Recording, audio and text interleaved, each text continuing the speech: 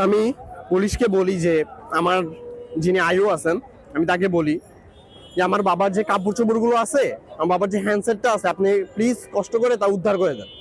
সে বল যে হ্যান্ডসেট তো পাওয়া যাবে না, হ্যান্ডসেট পাওয়া পক্ষ মানে কোনোভাবে পসিবল না। আচ্ছা ঠিক আছে, ফাইন, হ্যান্ডসেট পাওয়া পসিবল না। আপনি তাহলে এক কাজ করেন, আপনি আমার বাবার যে লাশটা আছে, আপনি আমার বাবার লাশের উপরে যে কাপড়টা ছিল কাপড়টা এনে দেন। আমার বাবা যে পাঞ্জাবিটা পরে বের হয়েছে, যে পাজামাটা পরে বের হয়েছে, ওটা এনে দেন। সে ওটাও রাজি না। নিজের চোখে যে একটা দেখা শেষবারের মতো নিজের বাবাকে, আমি ওটাও দেখতে পারিনি।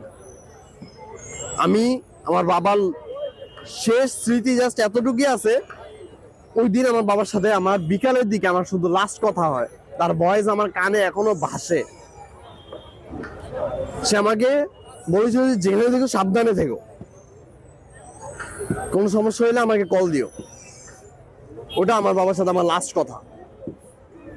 আপনারা তো আওয়ামী লীগের চোষা, আপনারা তো আওয়ামী লীগের দালাল, আপনাদের কাছে তো আর মনুষ্যত্ব বলতে তো কোনো কিছু নেই। আপনাদের কাছে আছে কি টাকা? মানুষের বিবেক বলতে একটা কিছু থাকে।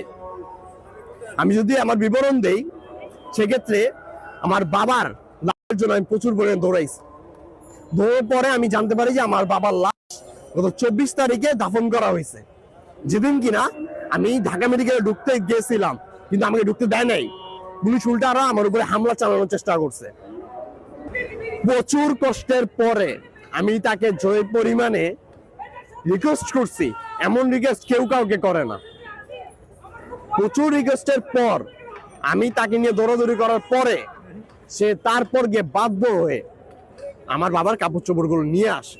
খুবই আফসোস হয় এইসব বিষয় নিয়ে, যে মানুষ কতটা নির্লজ্জ হয়।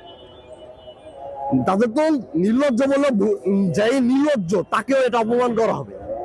নির্লজ্জদেরও অ্যাটলিস্ট সামান্যতম মানসিক বোধ থাকে, তাদের ওটাও নাই। আমি আমার বাবার লাশটুকু যখন না পাই, লাস্টে 10 তারিখে আমি বাধ্য হয়ে আমি আঞ্জুমানে যাই। আঞ্জুমানে গিয়ে আমার বাবার লাশ আমি দেখি, কয়েকটা ফাইল উল্টানোর পর আমার বাবার লাশ। যারা আইও আছেন, আইন সংস্থার যারা লোক আছেন, ডিএমপি তে যারা আছেন, তাদেরকে আমি প্রচুর পরিমাণে রিকোয়েস্ট করি যে আমার বাবার লাশটাকে এবং আমার বাবা সহ আরো যারা আপনার অজ্ঞাত আছেন তাদের যেন উদ্ধার করার ব্যবস্থা করা হয়, তাদের জন্য ডিএনএ প্রোফাইলিং আন্ডারে নেওয়া হয়।